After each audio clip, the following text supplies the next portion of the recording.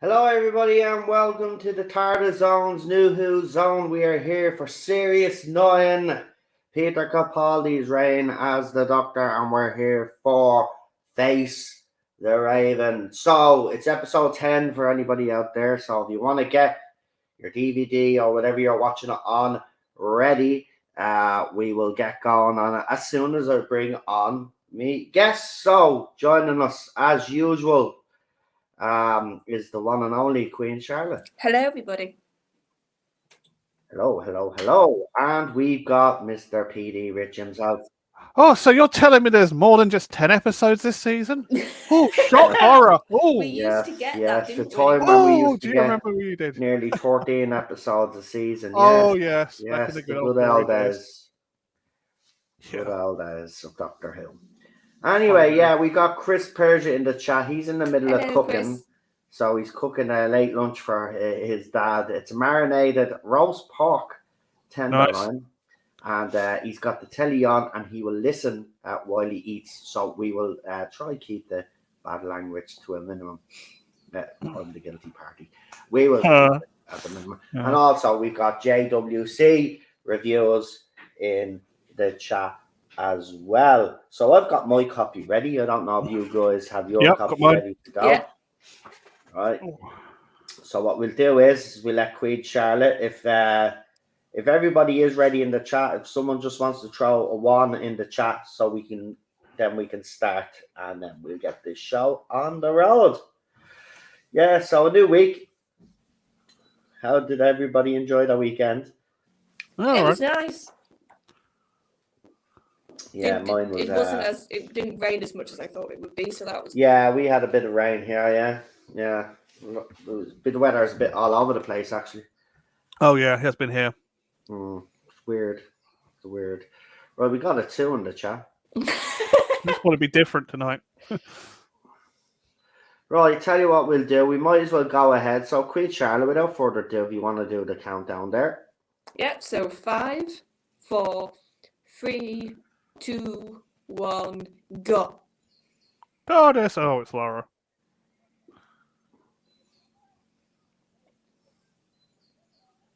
Once again, being like middle of the story, not knowing what's going on. What's it like to do this? It just goes straight into it in this one. They're just running from some adventure coming into the TARDIS.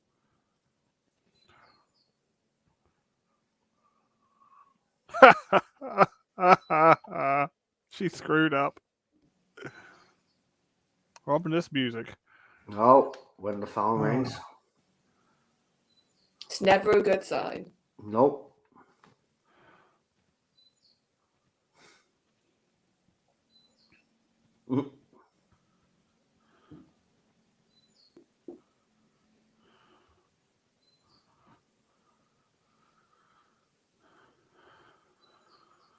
Hi, Christian. Thank you for being in the chat. Hey, Christian. Just started. You haven't missed anything. Yeah, hey, Christian. And we got JFO in the chat as well. Murray Gold is back. Oh, is that official? Oh. No, hold on now. Let's see.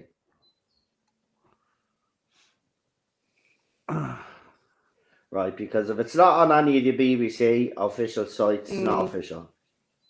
It has been rumoured a lot recently, so we'll have to see if BBC said anything.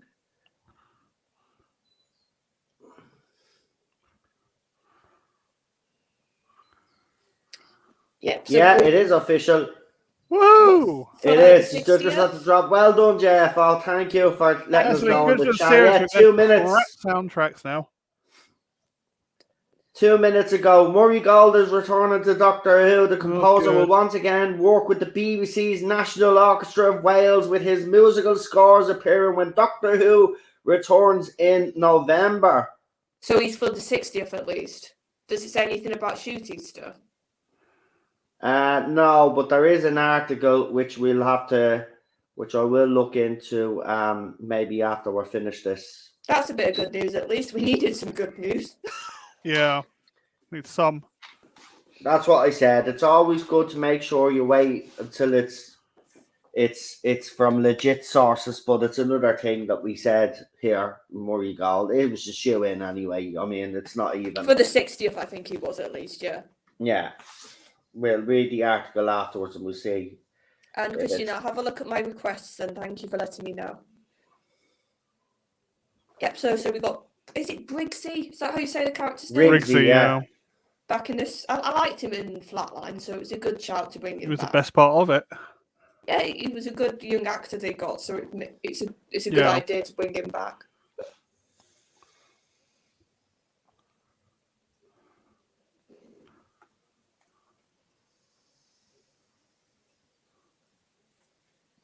Okay, it's not boring. He just seen a change. Yeah. Yeah, it's not boring now. Now I'm intrigued. I did love his reaction to the baby, though. That was so cute. Yeah. I loved Peter's Doctor with Kim. Don't bring the baby, just get distracted. Because it wasn't a copy of Matt's reaction. It was a different type of reaction. It was good.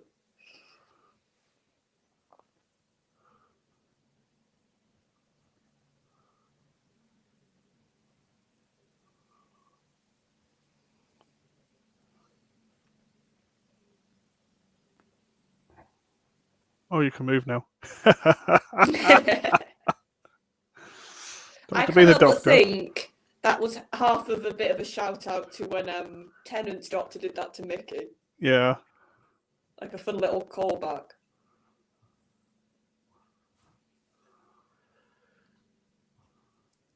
But now we're starting to see Clara's recklessness. I like that about this episode. It's not just at the end she's stupid. It's throughout this whole story. She's showing her recklessness.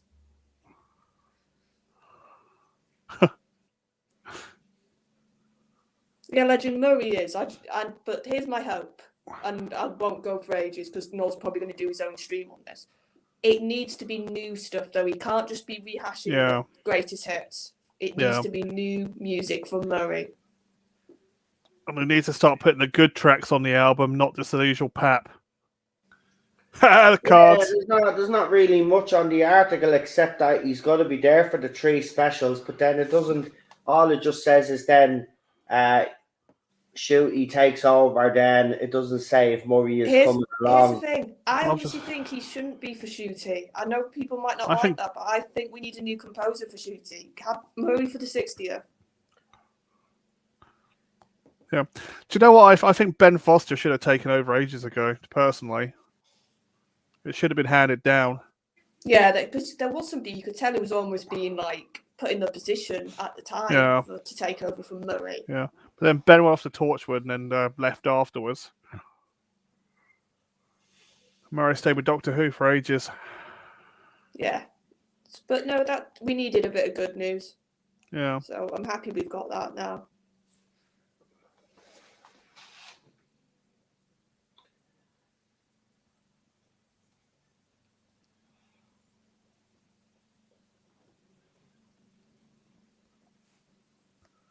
I just hope Russell does as good a job as Terry Matalis just did, though. And I won't say much in case Noel watches it, but that Mighty Morphin anniversary, way better than I expected it to be. Oh, that's good. When it came to writing, when it came to the acting for some parts of it. Yeah. So that's an example as well. Russell, look to what Mighty Morphin did just now on Netflix. Yeah. It was really nice anniversary. Yeah. Even the official Star Trek website turned around and said, "Don't be upset that it's over. Be happy that it happened."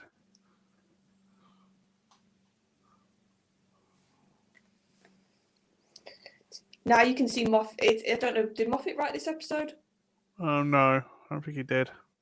Because you can see like what he'd like to do when it wasn't Moffat, when he'd have the Doctor investigating. Yeah. It's almost like his little Sherlock writing comes Yeah. into play.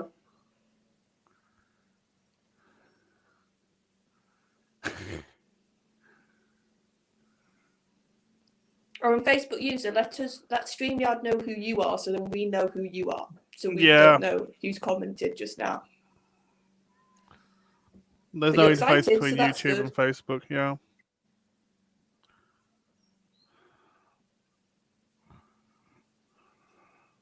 I love it. It's like they know when you're going to stream. It always seems to be when you've got a plan for something else. News breaks.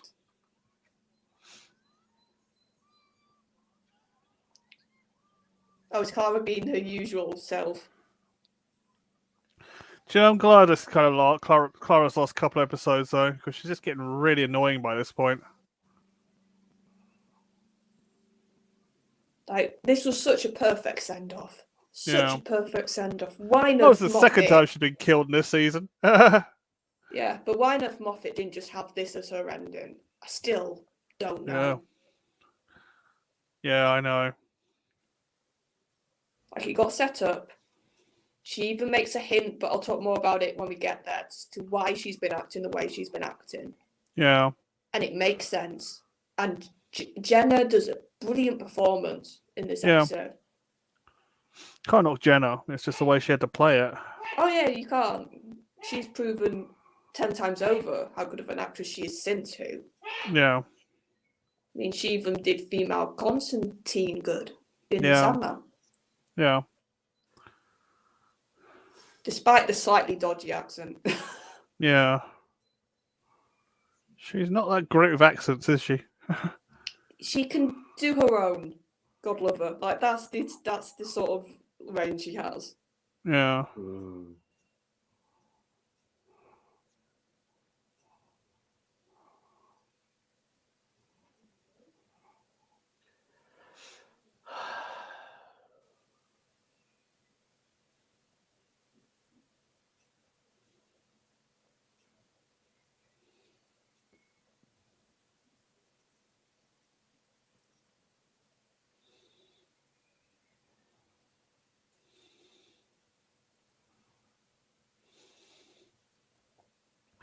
This is an interesting. Oh, advertising. They're advertising.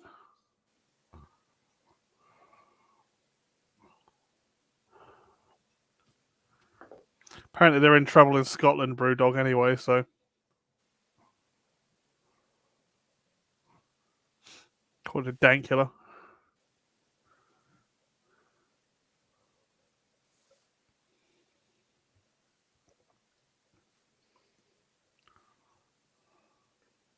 Either Shooty is a smoker or the Doctor is now a smoker. Oh dear. What? I said either Shooty Gatwa is a smoker or his Doctor is a smoker. They won't put that on television, no. They're not allowed. They won't be allowed. I think Shooty is, from when I've seen some like of his Instagram or social media stuff. I'm pretty sure he is, but they won't allow the Doctor to do that. So he might have a costume on, but it won't be actually film stuff. It might be in between takes. Yeah.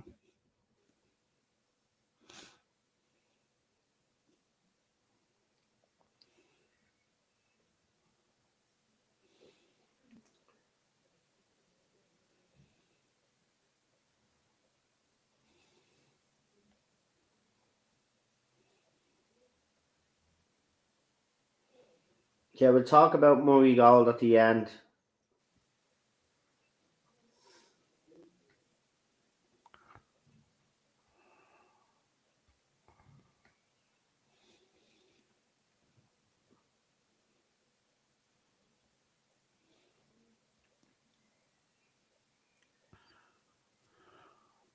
This whole street idea, though, is pretty clever. I do like this idea.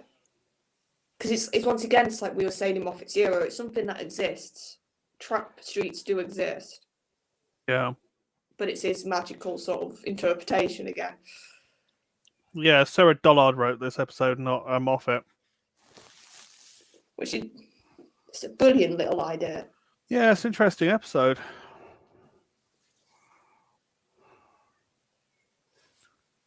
They're all on set now. Hello, Daniel. Hey, Daniel. Hey.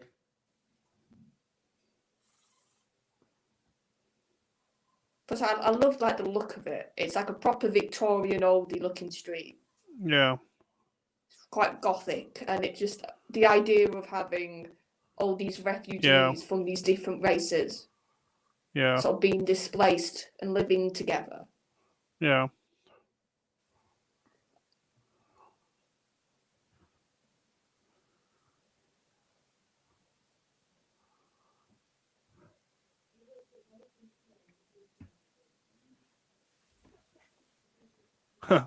Biggest refugee in the galaxy.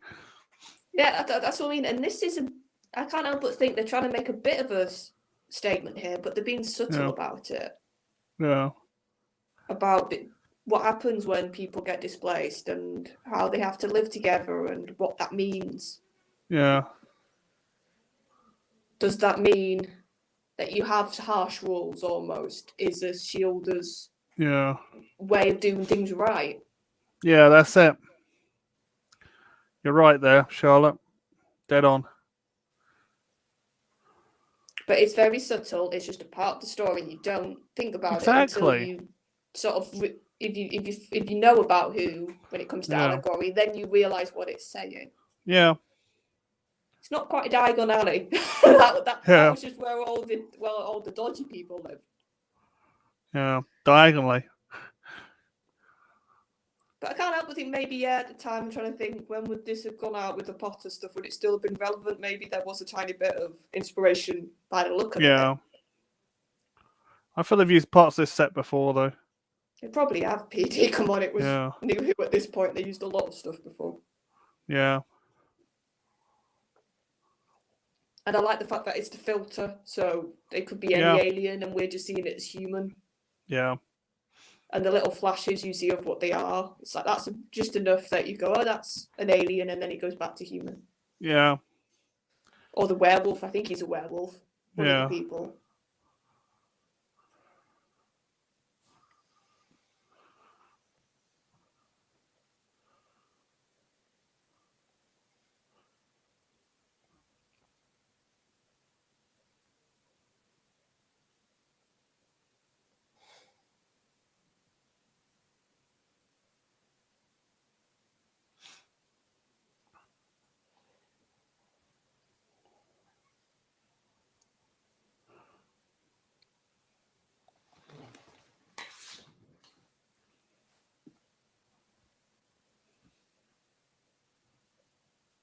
Yeah, exactly, Daniel. If it's in context and it's done in the right way, no issue whatsoever. Good allegory. That's what Doctor Who used to be about.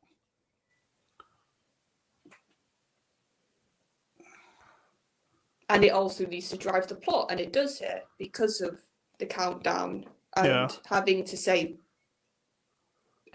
what's his name again? What, Rigsy? Rigsy. It's not. I want to say Briggsy. Rigsy. I know. Like, and then that knocks on to what Clara does, and it all makes the plot go forward. Yeah.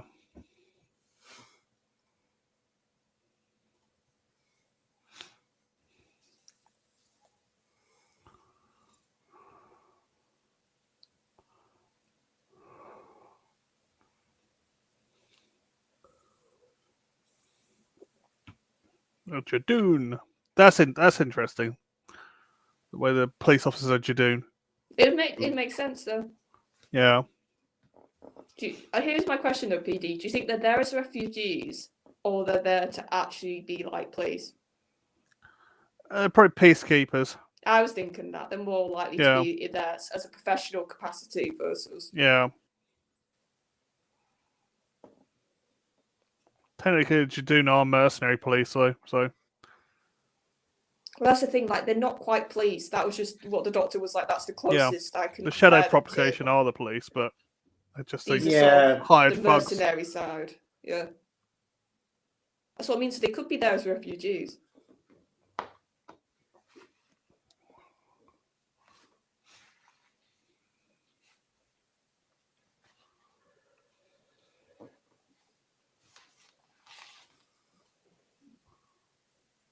It's an interesting subject because what happens to all the aliens that do get left behind on Earth? Well, yeah, it's because we've had the Zygon story that was like going into it a bit with the Zygons. Now we've got this story. Yeah. I think this one's on, like, the Zygon one was a very Earth focus. I think this is less of an Earth focused one. It's just more that general idea of what's the consequences of war and what happens to the innocent who don't want to fight, who are just sort of left with nothing afterwards. Yeah. And what happens to all the odd aliens who get left behind after the invasions? Yeah, like the ones who either don't want to fight or the ones who get caught up in it. Yeah, get kind of stuck, left on Earth kind of thing, or don't get killed. That's why it's an interesting story.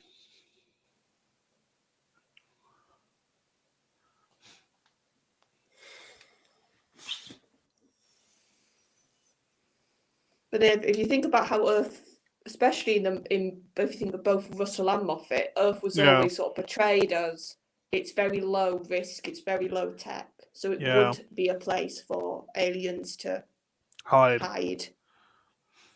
Yeah. But like I said, that's what was brilliant about New Who. They built up enough of that context at this point. Yeah. It didn't have to be explained. You just went, no, of course. Let's think about how other races have talked about Earth. How the Doctor has almost talked about Earth, and that's without being derogatory, but he has basically said, yeah, you guys are sort of still working yourselves out in the universe. Yeah. It's a good idea for this episode. Intergalactic refugee camp.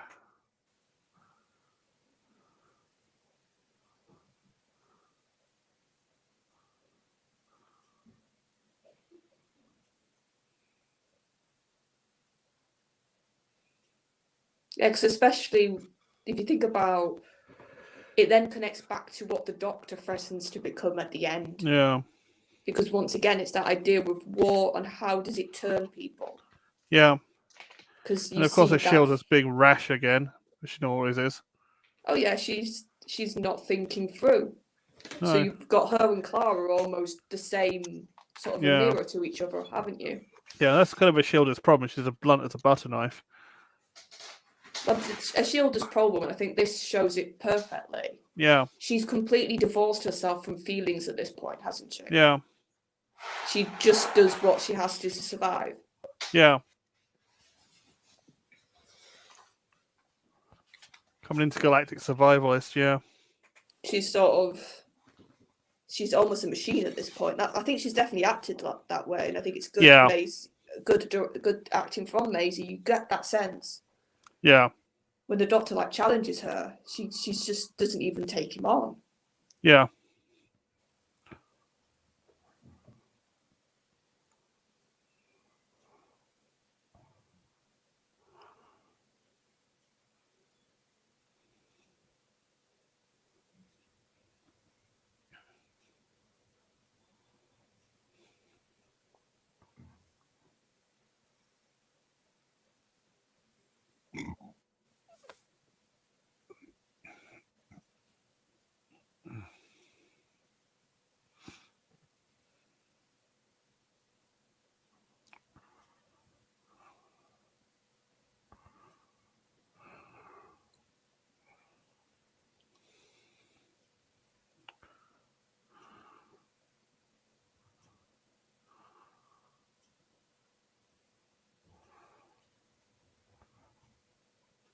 It's word law versus spirit law, and she's just word law.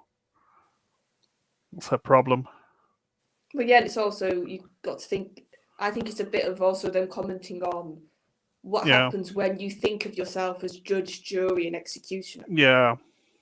Because there's nothing to challenge her. Yeah. It's like they all think about it, they all react, they all cower to her. Nobody says anything. It's not like she has a second or somebody who can be a different viewpoint. No, it's her viewpoint. That's what rules the street. Yeah. That's why you have that scene with I think don't know if they're a couple or father-daughter. when it's like he was just stealing stuff to help to get medical supplies. Yeah. So it's a very sympathetic reason, but she's like, no, he's broke the law. We have to follow through and kill him. Yeah.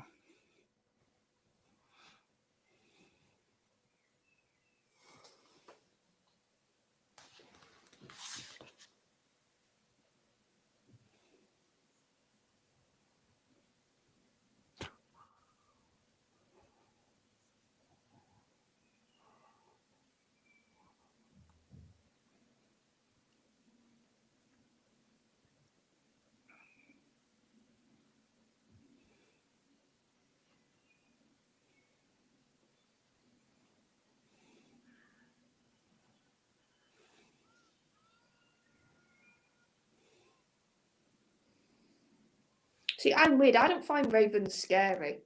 No. I've never found them scary. I think they're beautiful birds if you ever look at them properly. Yeah. And magpies just coloured crows, though. See, magpies aren't as pretty. Their feathers are if they reflect them in the sunlight. Yeah, but I've always found there's something like almost like majestic a bit about a raven. Yeah. Because it's like just something about the look. Yeah. I was finding more protectors and ominous. Yeah, I think back in olden law they probably were more protective. Like when it came to what they were seen as, and it's only more modern days we've interpreted them as macabre sort of things. Yeah. Plus, they're so clever. Oh, you ever God, see ravens like are. when people can train them? Oh yeah. So I mean, so I always find it interesting when birds are that clever. Yeah. Hello, Lee. Yes, Murray Gold is back. We will talk about that near the end because it literally broke as we went live. Yeah. It's a lot in life, isn't it?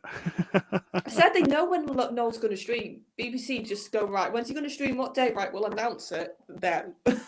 Yeah.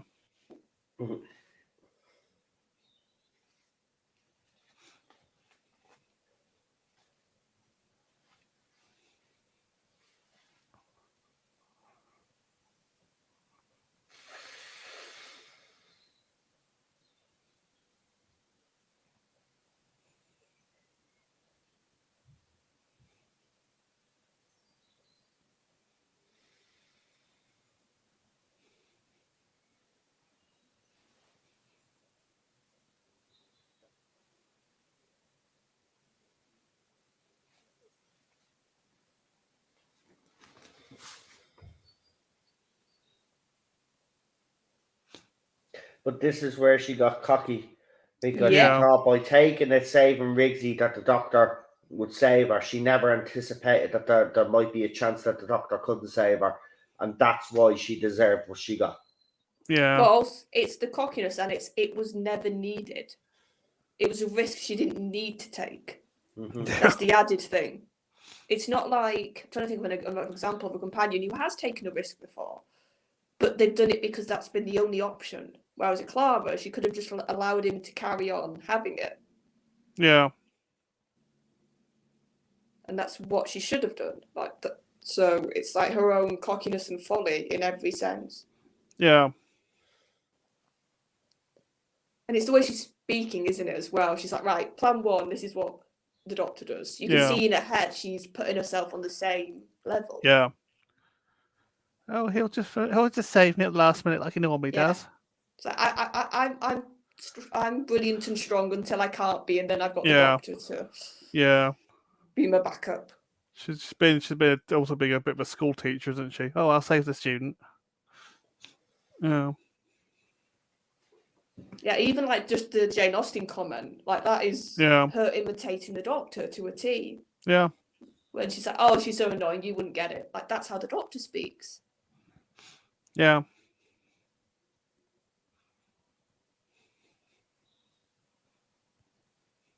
Yeah, JCW, she doesn't understand that the doctor doesn't always win, which she should, because she saw the flaming Time War, for God's sake. She saw when he didn't win on a massive scale. She met the War Doctor. She spoke to him.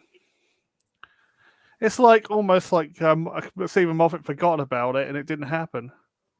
That was the whole problem with Clara. He just forgot what she'd already done in bits of her story. She became a care in season 8 and annoying than this one. In this one, it's like she completely forgot her past, what she was. Yeah. Well, it wasn't just that. It's like I said, for me, it's more the issue was Moffat wrote her almost forgetting her own experiences. Yeah. She saw the Time War. Yeah. She put herself in his timeline. Yeah. So she saw multiple incarnations, and I can't help but think some of those incarnations must have made mistakes. Yeah. She saw. Exactly. Like I said, I'd buy this if this was like a Rose, for example, who didn't really know a lot and who was just was purely going off her own experiences with the Doctor. Yeah. So the Doctor removed him from her head or something, but you never saw that. All you saw is like, oh, John Hurt is a War Doctor, and that was it.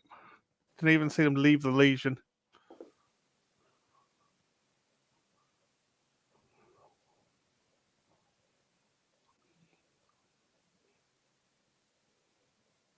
Right, I'll be right back. I need the toilet.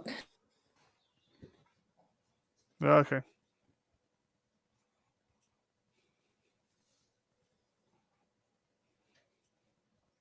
The Doctor, not a Doctor.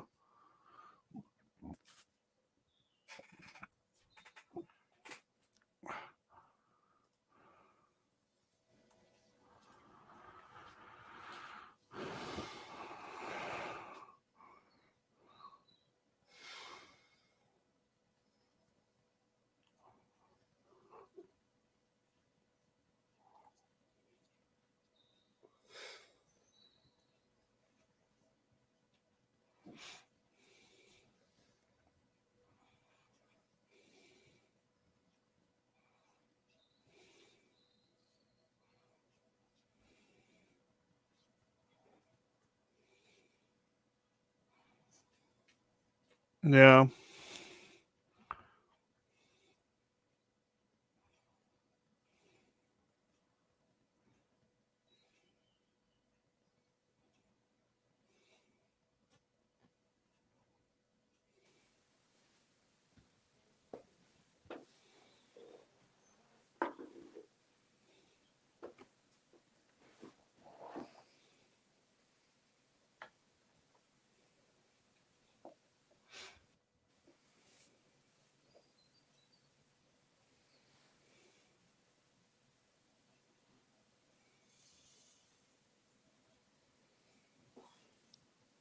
Also, I can't help but think they're also tapping into a bit of idea of mob mentality here. Yeah. The fact that he's like, yeah, he might be innocent, but he needs to die, so nobody else does it. It's that idea of what the whole group sort of turning to protect themselves. It's all that mob mentality, isn't it? Yeah, it's a good story. It's what Series 9 was different to Season 8 and Season 9. Sorry, Series 8 and Series 9. They started doing more kind of analogies. Yeah, you could tell they definitely had ideas of what they wanted to touch on. Yeah. But Barbara, I can't think of any glaring examples in this series where it's where it's like really on your nose and it doesn't fit the story they're telling. Yeah. I think in Season 8 they try to subvert expectations too much. It just got messy. But this season they're putting proper analogies back in. Yeah, I think Season 8 there was a few that were on the nose from memory. Yeah.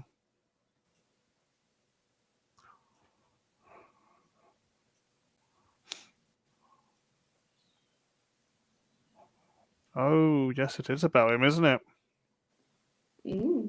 He's starting to realise now. Yeah. It's a very elaborate trap, Doctor.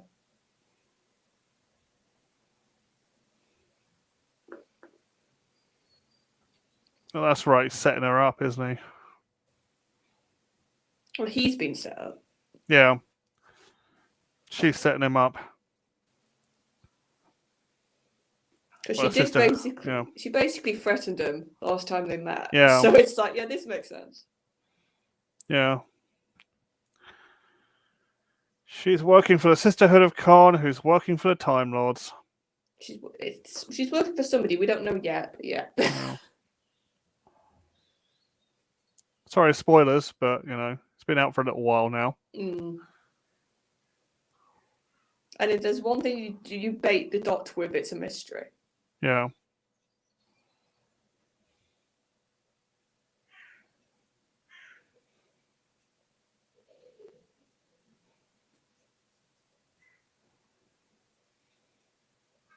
Yeah. Right, so apparently Murray Gold is back for good. Oh, is so he's back for shooting. He's not just back for the 60th, he's back for the whole lot. Well, I think that's a good thing. After the last soundtrack. I think you need continuity. I can see where I can understand where Charlotte is coming from, right? But I think with everything that's been going on, it probably is the smartest fucking decision they've made. Yeah. Yeah, I can see for the stability. Can't talk. I can see to keep fan sort of stability going. Yeah.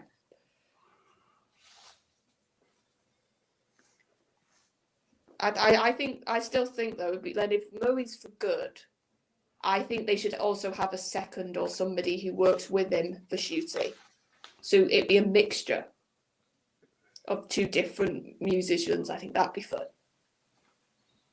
I'm pretty sure he's coming up with new stuff as well as the. Oh, we have because remember the 60th, whether he is like it or not, the 60th is going to have some of the old music. You need Murray for that, yeah. Theme. Donna had a good theme. It'll have Donna's theme. It will have some of Tennant's best themes. I am the Doctor, yeah. You probably jazzed them up a little bit for 2023. Remixed, yeah. But definitely be his own music. Yeah, I just hope he puts the good stuff on the soundtrack, not just the usual normal, everyday stuff for his favorite stuff. To be fair, like I listened to what was it on YouTube? It was somebody who was inspired. They even said that for like their theme, and I could hear the Murray influence, but it was different. So if he can do that with his own work, will be on good times. Yeah, it's just it has to be different. That's my only thing. Yeah.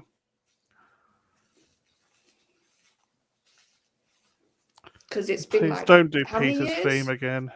Has it been how many years since he left? He left with Peter, didn't he? 5, I think. 5. Yeah. So that's a good amount of years to sort of step away and to get a new lease for your music. Yeah.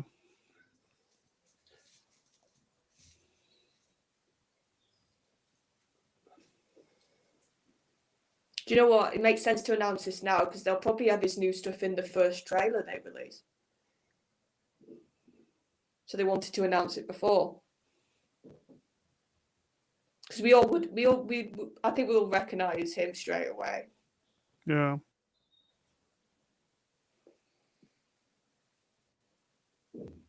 Uh-oh. Maze has just murdered someone.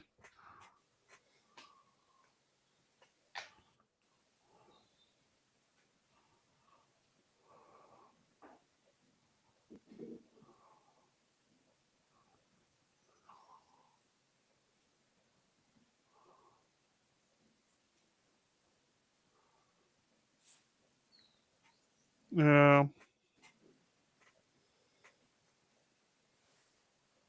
Can't outrun it. Oh, stupid one.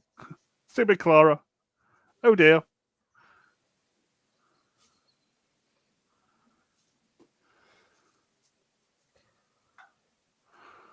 It's locked. She should have died here. Yeah. Yeah, this should have been her ending. It would have been perfect.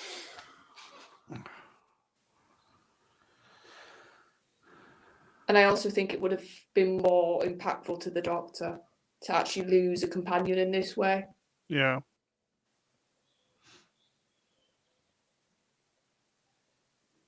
Because he blames himself. You can see that the way he speaks to her.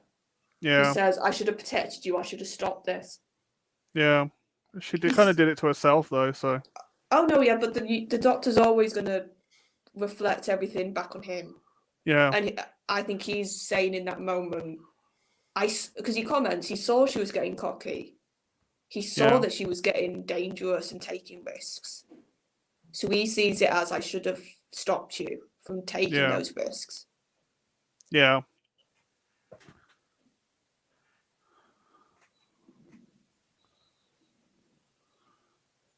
Yes, you can. You'll like your soul.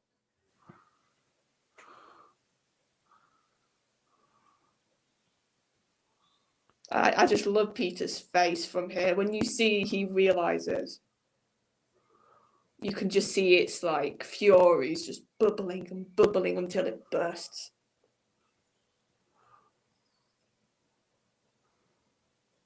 This is pissed off Doctor. We haven't seen it for a while. No, and this is really furious Doctor. The way he delivers that line about the universe is very small when I'm angry. Yeah. Ooh, yeah. And when he says the Doctor's not here, that's also a killer line.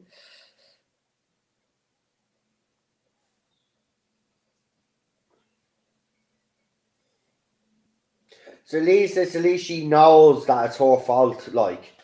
Oh yeah. I suppose, like, if Yeah. you're gonna be a dumb BI, then at least you know it's your fault. I mean, you shouldn't have played her team if you were gonna bring her back to life, like. Yeah. Seriously, man. This whole ending was perfect. And then the next episode he just ruins. Well, he doesn't ruin it in the next episode. Sorry, It's the episode Hellbent, after. he ruins it. Yeah. Yeah, because also I think if you listen to the way Clara's speaking, I think she wanted to die. That's what this whole behaviour was. She wants to be with Danny. Yeah. So in a way, by the Doctor's actions in a couple of episodes, he has stopped her from being with Danny, and that's what I think she ultimately wanted. Yeah.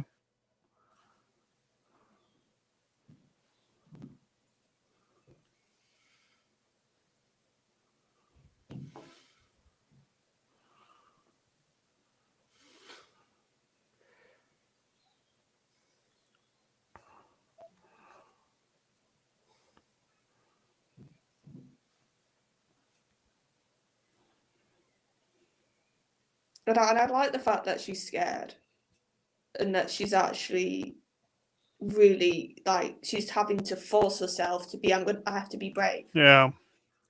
That's also a little nitpick I have with companions. Like, when they're about to die, they pretend to be brave. Yeah. And I'm like, you're human. You should be sobbing. You should be, like, really not being able to cope with this that well. Especially if they're, like, in their 20s and they're quite young. Yeah.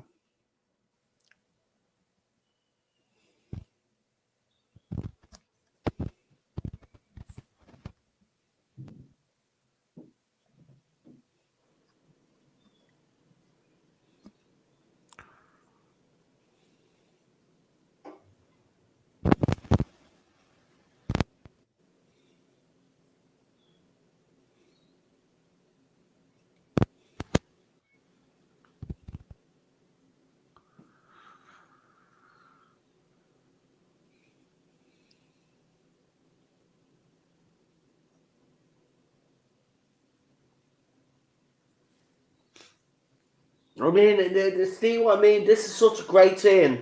And, like, it's ruined. Yeah. He should have taken a shielder as a companion. Also, I think it's so sad that you can just see Peter's Doctor in the background. Yeah. And he can't stop it, and you can just see that in his face. He's having to watch. Yeah. Because if you think about other companion deaths, sometimes the Doctor isn't there, so it's not as bad. Yeah. He's got a front row seat. And she has told him, you don't move, you don't do anything. Yeah. I understand why he does it on Gallifrey, but it's like, why did he do it, if you know what I mean?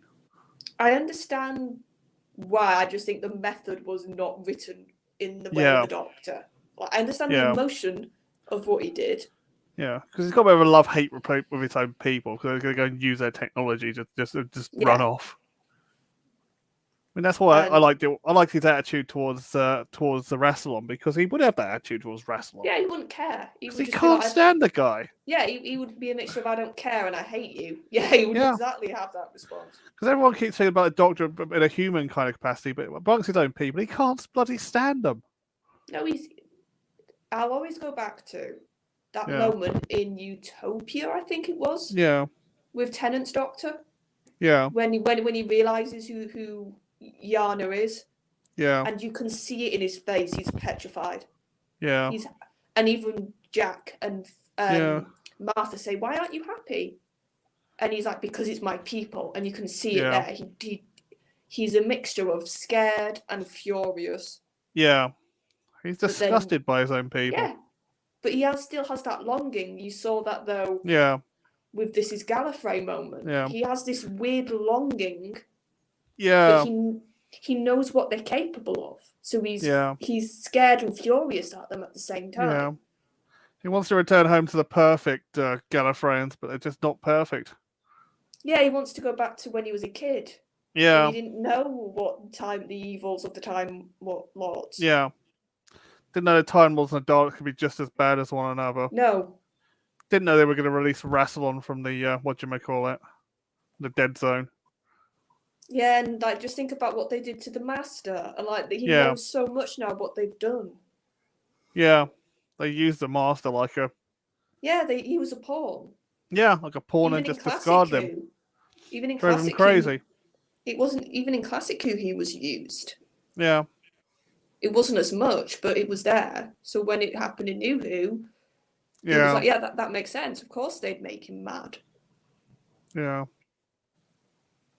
That's why it'd be interesting. I do wonder with Russell's new run, is he going to touch on Gallifrey? I've got a feeling he is. I really have a feeling he's going to do something with it. Yeah. And I'd love to have a proper exploration of that, whether that's with Tennant's 14 or whether that's what Ncuti's going to have with his Doctor.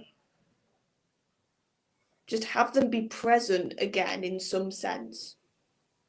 And have the Doctor actually have to proper fight them or do something about them. Yeah. Because you're right, PD. It's the most weird relationship he has with his people. He doesn't like it. It's like he's one of those people who got those kind of parents. Yeah. He just loves to hate, Parents who sent him to boarding school, not really in his life kind of thing.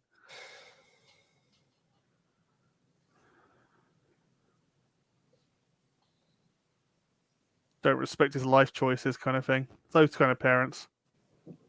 Yeah, parents who think they're better than you. And he knows that the council has always thought he was the upstart. Yeah, it's actually the other way around.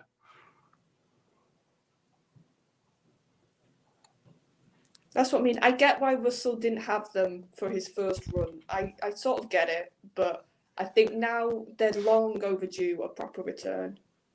Like, you can just forget what Chibnall did. Just say it wasn't real, or it happened in another universe, or it was different Gallifrey. I don't care. Have a one line of dialogue just to dismiss that whole Gallifrey's destroyed thing and have it back. Yeah. That's what I mean. They weren't a lot. So I need to duck my letters. That's what I mean, JCW. He didn't the first time, so I'm intrigued if he's going to do it this time.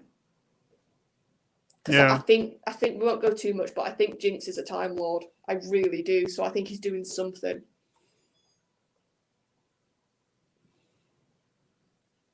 That costume is black and white. What were the original Time Lords wearing in Classic Who? Yeah. That is Time Lord. Those colours are pure Time Lord. I just hope he does a better job with the beginning and the intro and the ending music. That's all I'm saying. Oh.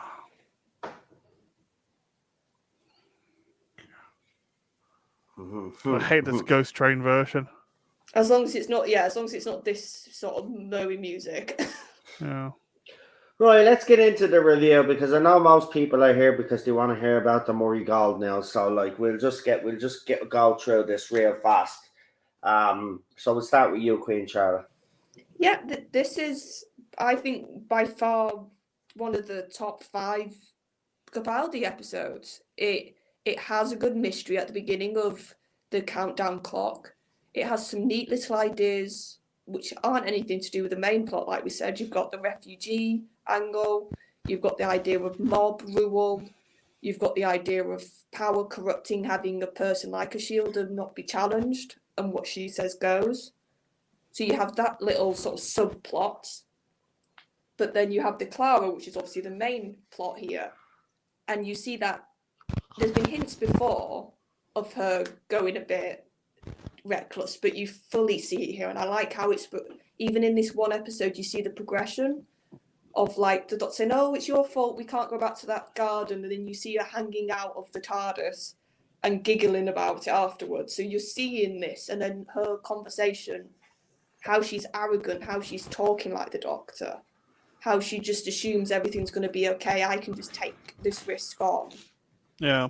And then you see it all fall down. It's almost, to me, it makes me think of Shakespeare tragedy, old-fashioned tragedy, where it's the person's own actions which are heading them to their end point, and they don't see it until the last minute.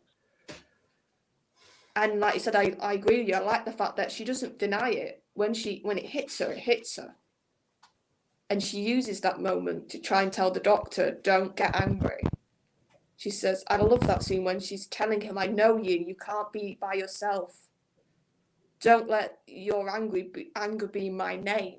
Which is what, and she's talking about the innocence, because he's basically, before that scene, said to a Shielder, I will raise this whole street. I don't care. So once again, you're seeing almost the War Doctor for a minute rear his head. And because Clara was there in the 50th, she's perfectly placed then to say, stop. You're kind. You're not like this. But we know the Doctor's got this dark side. I think progressively in New Who up to this point, it was showing its head, it was sort of showing a bit more in each Doctor. In a different fashion, it would show itself, but each Doctor had it. So I think, and once Peter sort of, that ending bit of acting from Peter's amazing. You see him go from upset to heartbroken to angry to accepting, but not really. Even when he sort of says to a Shielder, I'm not going to do it because of what Clara said, but don't come near me. That's him basically saying, I'm not going to forgive you. I'm not going to let you go. I'm just giving you a bit of space until you cross the line yourself. So that's it. Really is looking at the Doctor's personality a bit and deep diving into how he does react. And I think the supporting cast even is really good in this. So I'm going to give this 9.5 because I'm going to knock a bit off because of what Moffat did after this episode. So I can't knock a whole point off. So I'll give it 9.5. Fantastic, PD. Yeah, similar to Charlotte, and I'm kind of thinking about it. But the problem with this episode I had is if you don't watch the minisodes, you can't really you can understand it, but there's little tiny bits, the nuances of the episode you can't understand, and that's the problem. It's Moffat again hiding stuff in minisodes when he should be putting it in plain sight. It's one of my problems with this. But yes, it's an interesting story. I mean, but JWC says in the chat it's just to get a bracelet on the Capaldi's arm. I think it's a bit more than that. Yeah, it's a bit more. It's setting up at the perfect trap. That's what it's about. But it's that's not just the end point. Getting that bracelet on his arm. It's like I think the problem is I think it's a lot of it is word of the law versus spirit of the law of a Shielder, and her trying to conjure up the perfect trap, just out of kind of not out of revenge, but just just being a minion for the Sisterhood of Khan, really. Which is what's all about, because if you watch the TARDIS, you'll see the Sisterhood of Khan. There's a lot with the Sisterhood in this season, which is all behind the scenes. You don't see them until the last episode. But yeah, the problem, as I said, it's the problem with this episode. It's a very good episode, but you need to see the minisodes, and Moffat undoes it in the last episode, which I thought was just terrible. It's like, what's the point of a heroic sacrifice like that with that heroic music? Just to undo it in the last episode, go, oh, they're all friends. The Doctor should have gone off with a Shielder and took her as a companion for a while and just been kind of really crotchety with her. But yeah, like sort of nurturing her, making her less. Yeah, that's it. Trying to make her, redeem her for killing Clara. But then they just put them off together and send them off in a TARDIS. I was like, oh my god. Yeah. Anyway, I'll give this one an 8.5 because, as I said, you have to watch the minisodes to really understand what's going on with Ashilda, and it doesn't really give it, but it was a good heroic death for Clara. I do agree Clara should have been killed off earlier, and it's the second time she dies this season, so yeah, I've got to give it good points. But yeah, as I said, 8.5. Fantastic. Yeah, I'm going to give it a 9 because obviously we get 10 in the next one because it is a 10. Heaven Sent. One's a 10. Is a 10.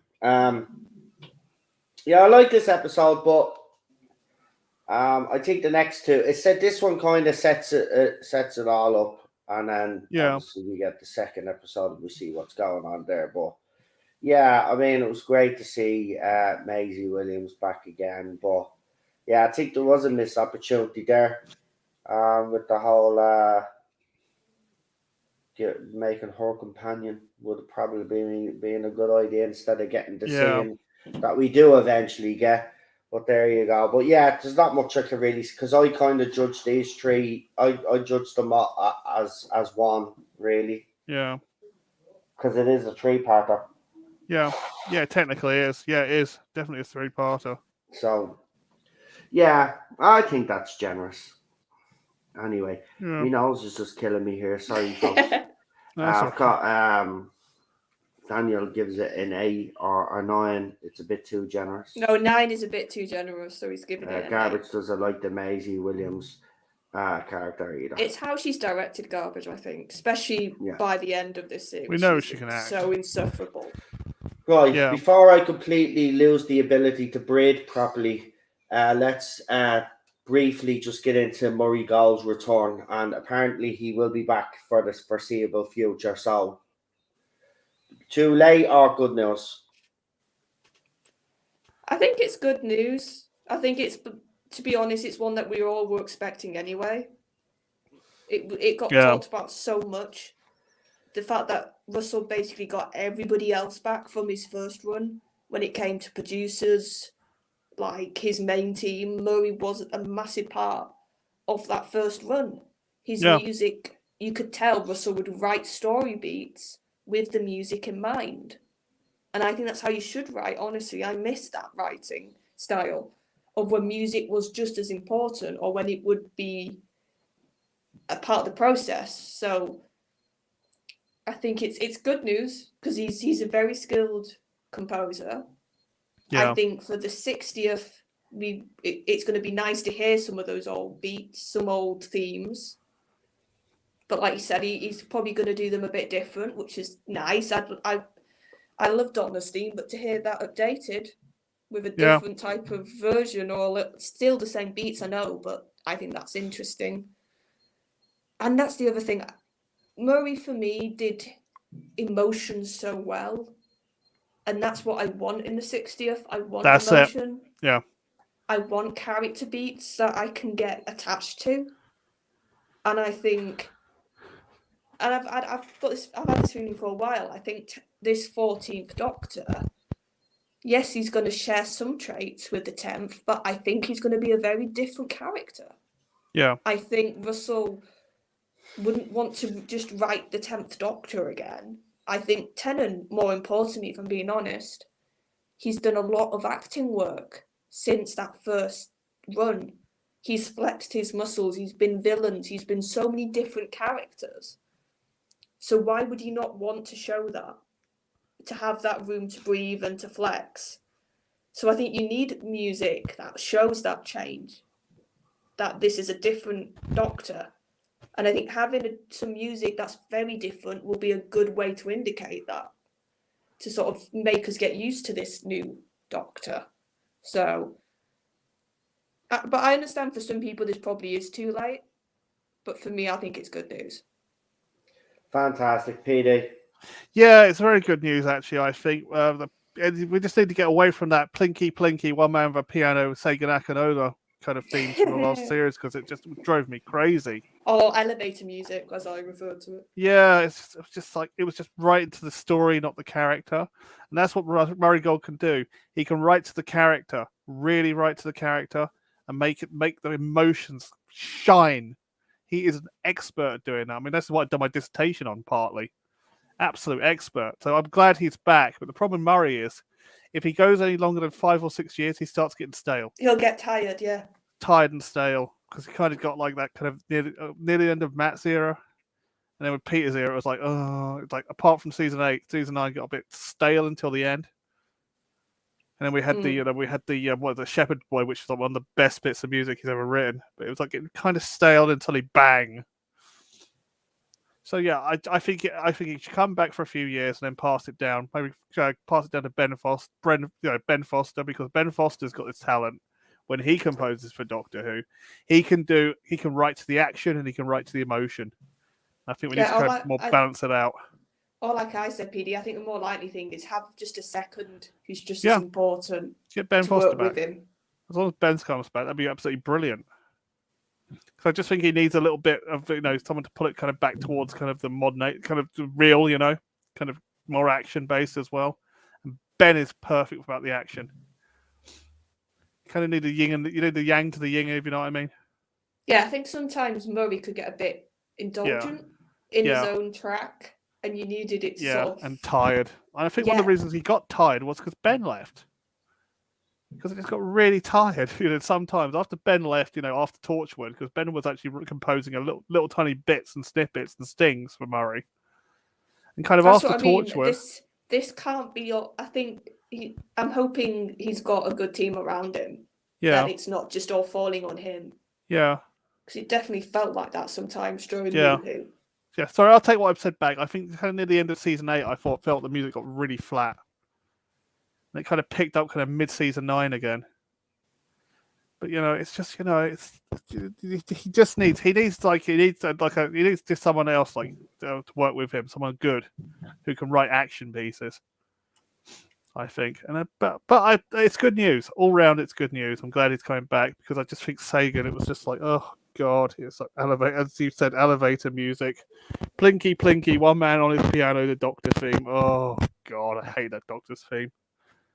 It was too airy, if that's the right word for me. It's too overindulgent. It's oh god, look at the Doctor, isn't she wonderful? Kind of thing. Isn't she the bestest ever? And it was like, no, she's not.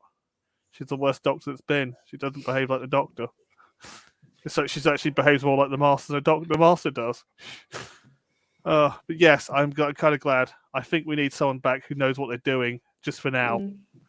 But he needs to have a successor or a counterpart, a good counterpart in the wings, though, or else it'll get flat like it did when Ben left Torchwood and wasn't kind of secretly working on Doctor Who.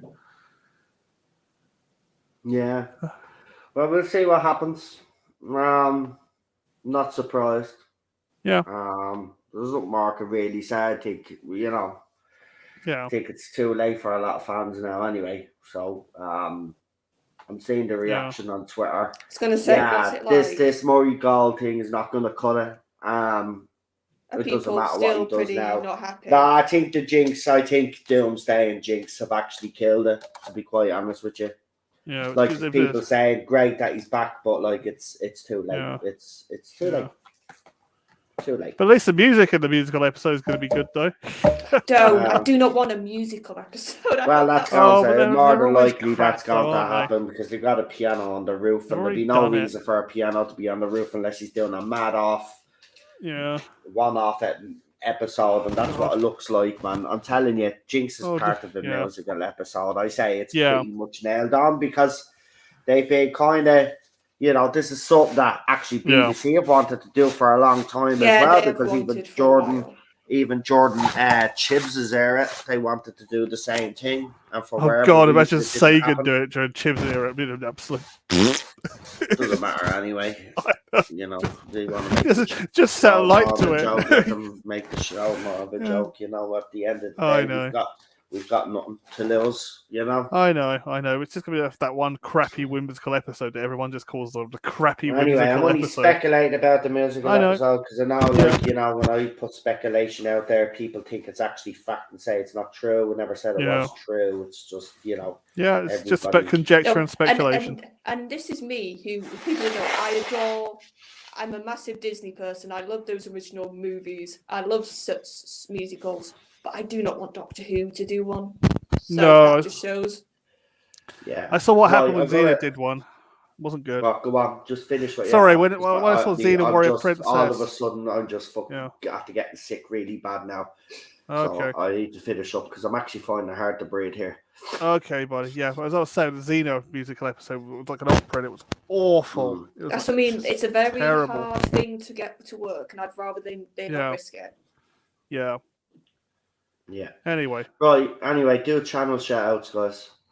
Okay. Yep, so you will catch me on the Facebook. Actually, we are back to our live shows this Thursday, and we'll probably be talking about the Murray Gold news as well as whatever else Dan had planned. So catch us live. We're back, and we'll probably I think we'll be going full steam ahead with lots of our special event streams because we started them, but we've still got lots planned. So keep an eye out for those. You'll now and again see me on the podcast for Type 40 as well, because Dan's also doing some special reviews sort of based on each doctor. He's going through each doctor, so I'll probably pop up on some of those. And you'll catch me here on TARDISZone for New Who and whenever else Nor wants me. Fantastic. PD.